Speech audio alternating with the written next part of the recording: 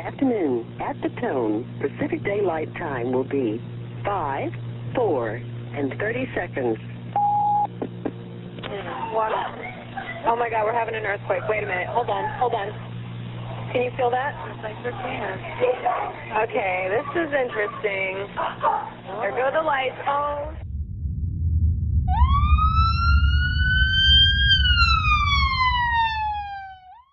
We are here at the Scotts Valley Library with Kate Bowland. It is the 20th of August, and we're here to talk about the 1989 Loma Prieta earthquake. Thank you for having me. I love to tell stories. My name is Kate Bowland. You should know that I'm a nurse midwife, and I have been in practice for 47 years. I moved to Santa Cruz in 1969 to Ben Loma, and it rained 60 inches in February. Wow. And I swore I'd never live under a redwood tree again.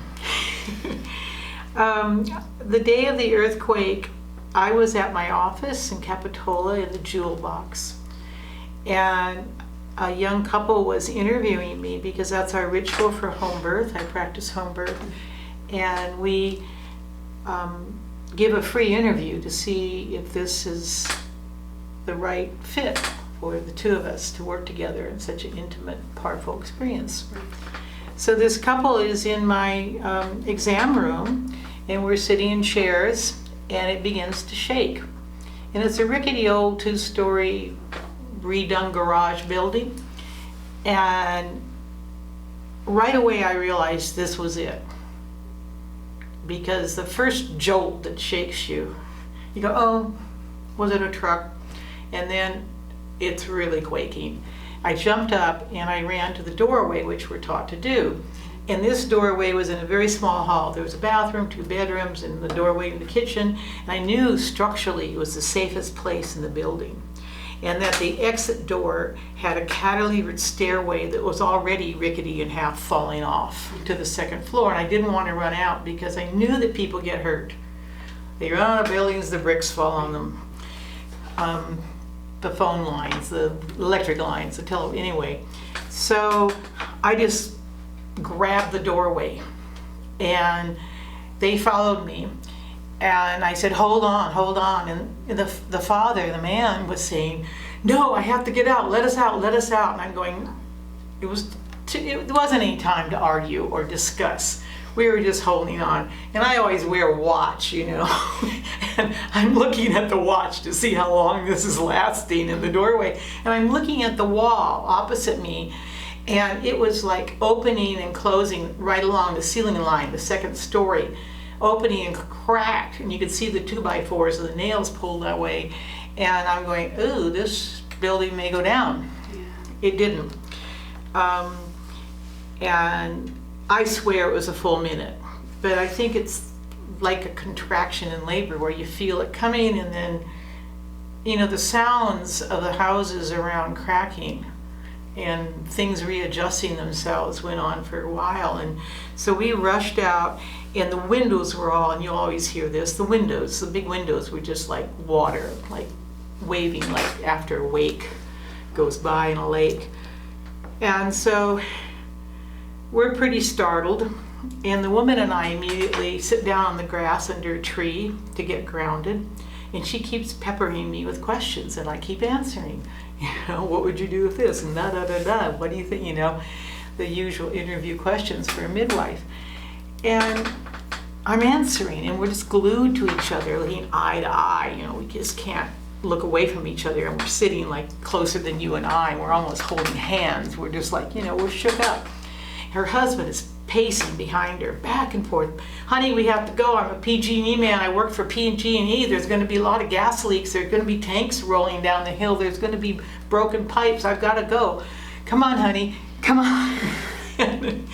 But we couldn't break our conversation. We were just in this little bubble of what we could deal with. Stuff. And finally, my husband showed up, and from his work in Watsonville. So we were at it a long time, and when I saw him, I jumped up and ran towards him, and you we fell into each other's arms, and oh, I'm so glad you're okay. And he was telling me the story of all the ceilings, because he was in Watsonville, closer to the epicenter, falling into his workplace, but no one was hurt.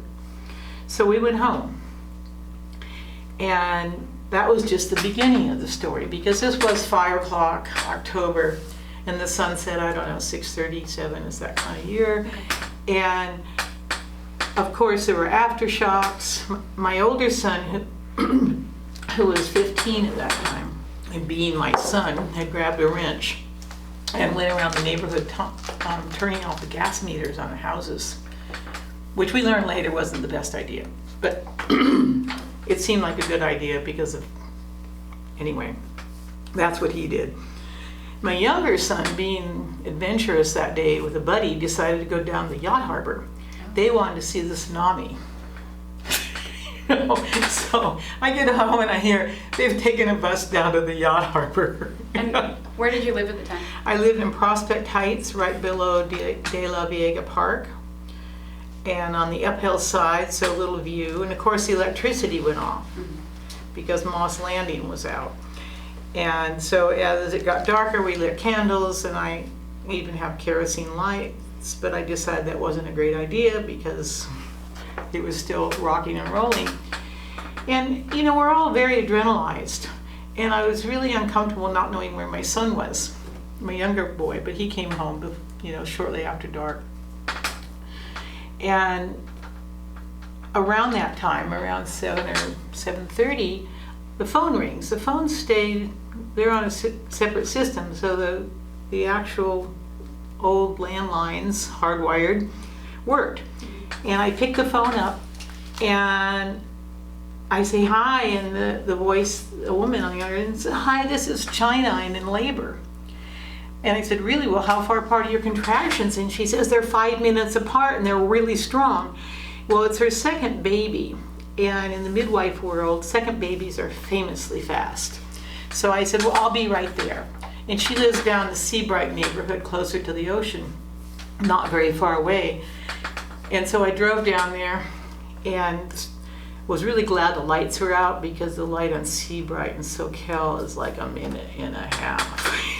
It's the longest light. I time things, right? So it's the longest light in town. So I cruise through there and I get to her house. And of course, the chimney bricks are on the roof. And I knock on the front door and no one answers. It's dark. And I have a Volkswagen camper van, a Westphalia.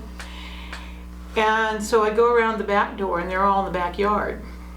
And as you probably know by now, many people spent the night outdoors and slept on the ground rather than risk getting bonked by something falling.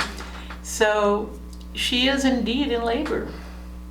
She's having some pretty good contractions, and then an aftershock hits. And we all adrenalize, and her contractions kind of went away. And so I check her, and she's, a third of the way along the road to birth, and the hearts are good, and she starts having contractions again as we settle down. And after a while, it was kind of chilly. We move inside the house. We couldn't go in the living room because the fireplace had completely disintegrated and exploded across the living room floor. So we're in the bedroom and kitchen. And every so often there would be a big aftershock, or we felt big. And you never know when you feel that. I mean, it was more rattling after the earthquake than the actual jolt, because that was over. But the weeks afterwards, you'd hear them coming blocks away when the houses would start creaking. And so her labor picked up. Aftershock, her labor stopped. After a while, half an hour, she'd go back into having contractions. And we'd go on, and there'd be an aftershock. Her labor would peter out. So I wasn't comfortable leaving, because I knew that once she went over a certain energy, that she would be having this baby, and getting back wouldn't be all that assured. So we're going through the night. Her mother was there, her husband was there, and a couple of friends. And the labor was on again, off again, on again, off again. And in the morning, it was pretty off. It was a real hiatus. And I said, "I'm going to take a little walk." And I go around the block, and you know, this is a part of Seabright where there's a lot of old beach bungalows. All of the chimneys were down, and either bricks on the roof or bricks beside the house. And a couple houses had jumped off their foundations, which were just stone, and they weren't bolted on, like they were scared, like, I'm going to take a run, I'm going to get away from this, you know. And I come back to the house, and everybody's still pretty nervous. And I realized we needed to do something. And I gathered everybody in a circle. And I asked us all to hold hands. And I evoked spirit, God, whatever you want to call it. I evoked spirit, and I said, we really need to center and give this woman some energy. We really need to let go of our own fear, and we need to infuse her with confidence and take her fear and let it go. And I had gathered some rocks on my walk, and I put them in the middle, and I said, after this, I want everybody to take a rock and give it your fear and go out and throw it into the garden. So we all circled up and said something, and then we sang a simple song, I think, Row, Row, Row Your Boat, just to get us all our energies in sync, and invited other people to speak, and other people spoke to her and talked to her about courage and love. And we then picked up stones and walked outside and threw them. I came back inside, and she says, oh, and had a huge contraction. Took a deep breath. Followed by another one 2 minutes later, followed by another one 2 minutes later. I think she had 5 powerful contractions. And all of a sudden she's going, and drops to her knees in the bedroom floor, and there's the head crowning. And this baby came very easily, just slipped through, you know, this baby's thighs. And I had referred to the baby as Rumble, because it was a rumbly night. And he had a very, very sweet birth and greeting. And we hung out and fed her and cleaned up the kitchen. And it was just one of these really powerful nights, and it was a lesson in how fear can stop labor and how love can help it progress. The living room of this little house was littered with these bricks clear across the room, and amongst the bricks were razor blades, like the old-fashioned flat razor blades that men would change when they got dull. And it was common that medicine cabinets had a little slot in them, and when the razor was done, you slipped it into the slot and it went in the endless hole between the studs, and you know, forever. Well, evidently there was a crack in the mantle, and this household put its sharps in there. So among the bricks and mortar were all these razor blades and needles and pins, you know. Yeah. So it was really not a safe place to tread, you know, that night. I don't know what, you know, how it affected Santa Cruz. It really brought us together, I would say. There was, you know, the emergency response. Of course, I didn't know that there were deaths downtown, but I knew that news would come, and I didn't want to know. And because I had my Volkswagen at the house, I had running water, I had a stove that functioned. I always carry flashlights and headlamps, and so I felt we were better equipped to deal because there were helicopters going over evacuating the hospitals, and there was no electricity in town. So I felt like, well, this is a good night to have a home birth. You know? Yeah, we have everything we need. You know, a healthy woman, a healthy baby, the skills and the medications we need for emergencies, the oxygen. But it, you know, the learning the next day, my dearest friend who had been my mentor as a midwife, Raven Lang, had an acupuncture office downtown. And she was right next to the coffee roasting company. And for some reason, she went into the room that was against that wall, and she pulled the needles early and helped the woman off the table and walked towards the doorway of the room when the earthquake hit and this wall came onto her table. Would have crushed them both, had, you know. So they were saved. So there are all these miracle stories. And of course there were a few tragedies. But overall, I think it brought us together in an incredible, incredible way.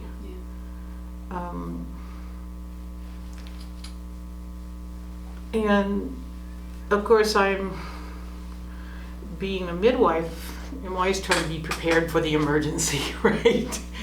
But I will say it's really hard, because that was one of your questions. Do you, are you take more precautions? Yeah, when I do home visits for mothers and I look above their bed and they have like a bookshelf or that above the baby's crib or the baby's bed or the changing table, I said, no, you don't have anything above your beds or your changing tables. Right.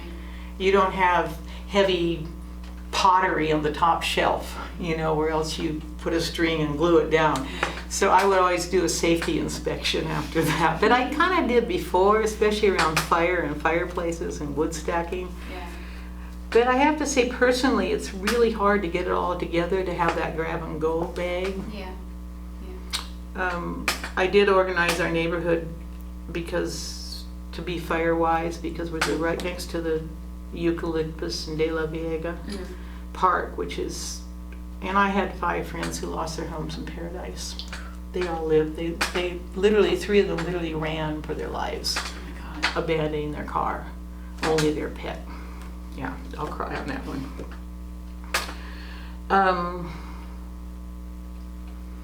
You know, I always thought the experience made good stories. You know, survival stories are always good stories. Yeah. What about the days after the earthquake? Well, I think those are the hardest, because there were aftershocks, and every time an aftershock came, there was that adrenaline, and so we didn't sleep well. My father came to stay with me, and that was comforting. He lived in Southern California. You know, walking through the rubble downtown, and for weeks and months there was a sound of chink, chink, chink, chink as people were cleaning the bricks from their fireplaces and breaking them apart. And so there was, you know, it was, as midwives, we were speculating, because the electricity was off and the entertainment centers were down, that there'd be a lot of babies born 9 months from then, but there wasn't. Oh.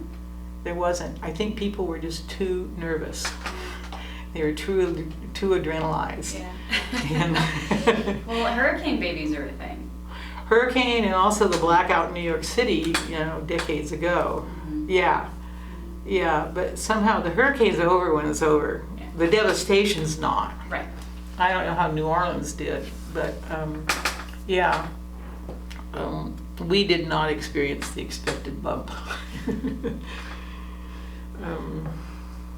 So, what's it like to reflect on not just this story, but on the earthquake as a whole 30 years later? Could you ask that question a different way? I don't quite know how to answer it. So our time changes our perception and our experiences, or rather our perception of experiences.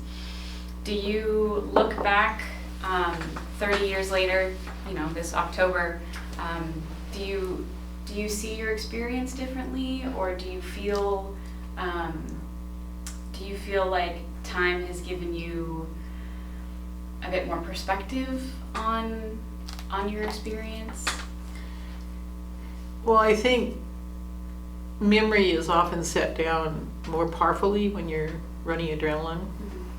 It's that hind part of your brain, so it's very vivid to this day. I'm less afraid of an earthquake here because I understand the geology more, and that it won't get much worse than that. And you know, we've retrofitted so many things that it's safer. as safe as it can be. I often look at the Midwest and hurricanes and tornadoes and mass shootings. I go, it's way more dangerous. Than an earthquake in California is not. I mean, we're prepared for it. It's not something I would wish to go through again, but I also know Mother Earth moves. She shakes her hips, she rearranges things, you know. It's pretty amazing to see how the Earth moves and breaks. I remember being in Morocco a few years ago and looking at the landforms and how the layered land gets bent and it arches and then it breaks, and so there'd be cliff sides that look just like a wave on a whisk cliff. Wow. It's just moving way slower, but it's moving. Moving all the time. Relationships, like I say, there was such a, looking back, you know, the town got remade because there had just been a lot of projects finished, and the mall was, you know, red tile and places to sit, and it was quite lovely. And all that got ripped out, the street got straightened, blah, blah. I mean, it's, you know, it got commercialized.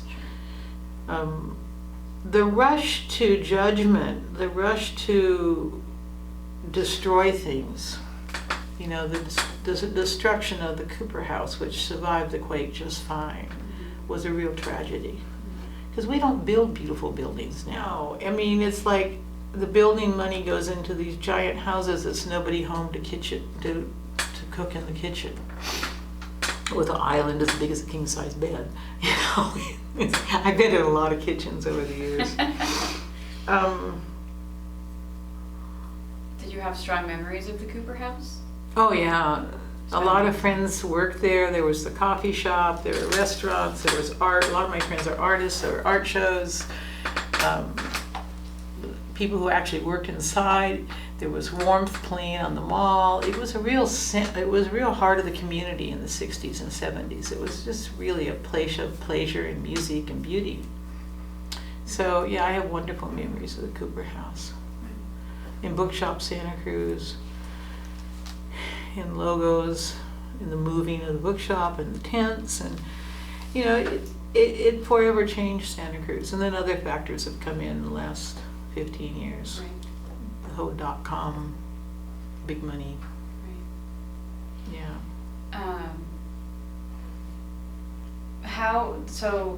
Living through the earthquake, seeing particularly the downtown area change and be torn down and redeveloped, and you know, many people that I've interviewed have mentioned the tents that a lot of businesses operated out of downtown for the weeks and months after the earthquake. Years. Years, yeah. Did that give you a really strong sense of the resilience of the people of Santa Cruz? Well, of course. I remember my friend Lance saying it's going to take 20 years to rebuild what has been done in a few seconds. But at that time, I think there was more of a sense of community, at least for people my age. And there was an incredible sense of community. There was the university community, and there was really a community among artists and poets and writers, and we have a lot of creative people in the county. And yeah, there was a real sense of pulling together as a community.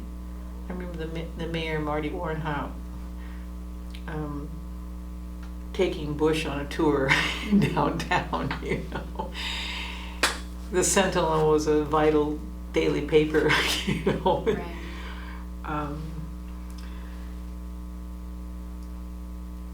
Yeah, I think in general people are resilient.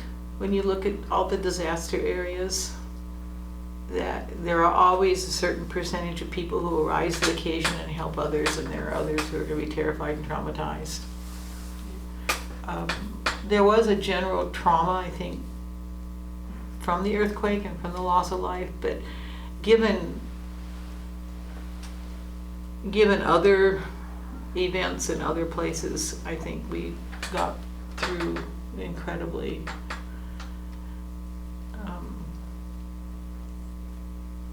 very little loss of life. I remember one person was considered an earthquake victim because a horse got on the freeway and a car hit it. So, but really, it was all the discussions of what to rebuild, what it should look like. That was a real process. Meetings upon meetings, town hall meetings. Yeah, meeting to death. Yeah. Is there anything that you'd like to add that we didn't cover? Well, one of the stories that I tell about it was really hard not to be with my family that night, I'll say that having to leave my family to go be with another family that night was very difficult. And my younger son was 13, and his birthday is October 13th. So it was Friday the 13th, his 13th birthday. And so we had a Friday the 13th party, and we did all the superstitious things like have a black cat cross your path and lean a ladder up, and everybody walked under it. And I found these little mirrors that some Goodwill store for, less than $1 each, and we lined them up, and the kids threw rocks at them and broke the mirrors. And I mean, we did everything we could think of to break the superstitions about the 13th. Right. And so he was convinced that he had caused the earthquake. By having doing those things on his birthday. Oh. So that took some undoing. Poor guy. Yeah, poor guy. But yeah, I think the aftershocks were the hardest part. And then the FEMA, my house had damage, and going down to FEMA and filling out things and getting a loan and repairing the damage. So the whole thing goes on for a long time after the quake. It's not just it's not done when the earthquake is done. That's just the beginning of the repair. And I don't know how many people talk about their trauma, but some. Yeah. Some people don't even want to address it, which is understandable. Yeah. I think our family took it as a big adventure. But the irritability and grumpiness and fear and adrenaline afterwards was really kind of a long-term coping with trauma. That's a lot for anyone to deal with. Yeah. Well, if you don't have anything else specific you want to talk about, I thank you for sharing with me and with the community at large, and I will certainly let you know when this is available to be seen by all. Oh, great. Well, thank you very much for having me. It was a real pleasure. This is a wonderful project.